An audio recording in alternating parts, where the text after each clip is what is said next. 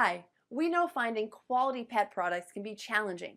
That's why we drew on our extensive knowledge of the pet industry to produce videos intended to direct pet owners towards the brands and products most deserving of their attention. Our videos contain countless hours of research and review analyzing, so you can be certain if you pick from the list, you can choose one of the best models of this year. Let's get started.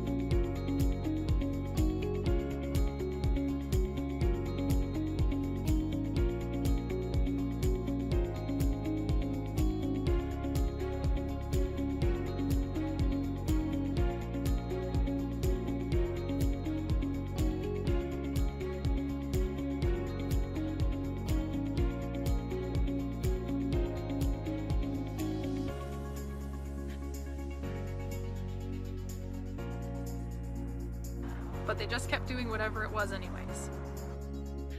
Maybe you just want your dog to be able to run around off leash, but you know they won't come back if you call them. Or maybe you want a tool that will take your training to the next level.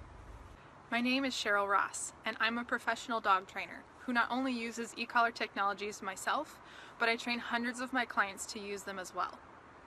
Yes, I clearly give this tool and this company a high endorsement, but let me tell you why. It has a level locking feature, which I love because it ensures that even if I accidentally bump the dial, the working level will stay the same. This gives me peace of mind knowing that I'll be communicating at the proper level with my dog. The Mini Educator has 100 different levels of stimulation, which allows for a wide variety of communication. The remote design allows it to fit comfortably in your hand, and the buttons are easy to reach and features a momentary and continuous stimulation. It also has an LED flashlight feature, which allows you to make your dog visible at night. I love this feature and I use it all the time. You might be thinking about buying a cheaper electronic collar that's out there on the market, but those collars more than likely will only have 7 to about 15 levels. That means level 1 is probably already pretty high. Level 2 is really strong. Level 3 is very intense, and it just gets a bit ridiculous from there. With eCollar Technology's Mini Educator, a level 20 is similar to a level 1 on those cheaper models. That means that you have 20 levels lower than what you would get with the other collar. This opens up a whole new kind of communication. Rather than yelling at your dog the whole time, this collar allows you to speak at room volume or even a whisper if you need to. When your dog understands that the stimulation is just a continual conversation and not a feeling that is meant to say no in a really loud way, your dog will not only listen to you, but love and respect you as well. So you might be thinking about going for one of those cheaper options on the market. But let me just tell you this, that old saying is true, you get what you pay for, and this is worth every penny. So, that outdoor activity that you've been wanting to do with your dog is now possible with eCollar Technologies.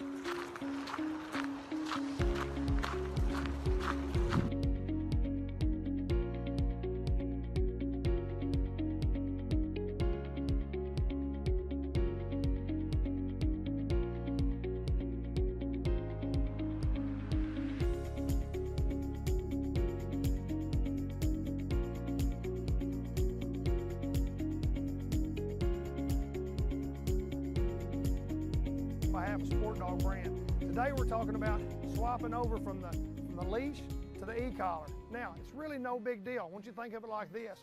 When we have the leash on the dog, we're walking around, all the corrections we're making are with the leash. You know, him being at heel versus not being at heel. We're going to do the same thing with the e-collar. As he's walking around, every time he gets out of spot, we're just going to apply pressure without any leash pressure at all to teach him to get to our side. Now, what you're doing, for lack of a better word, you're brainwashing that dog that when he feels stimulation, just get to your side to turn that stimulation off. And what that does for you, it not only teaches the dog to heel, but think about it like this. When he's out at a distance, you call him, he doesn't come, we apply pressure with e-collar, all he can think about is getting to your side and turn that off. So you really get 2 bangs for the same buck, heel and here. Heel.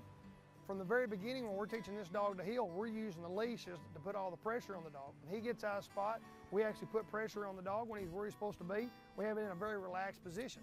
Same way we're going to do with the e-collar. Now instead, we're going to walk around with a leash in our hand, but we're not actually going to really use it. Now when we need to make a correction, we're actually going to apply pressure with the e-collar, and then when that dog gets back in the spot, we're going to let the pressure off. Real low stimulation. I'm starting out with town on a 1 right here. And so all we're doing, thinking of it, when he's doing what he's supposed to do, no pressure. When he's not doing what he's supposed to do, we're going to apply pressure. It's as simple as that.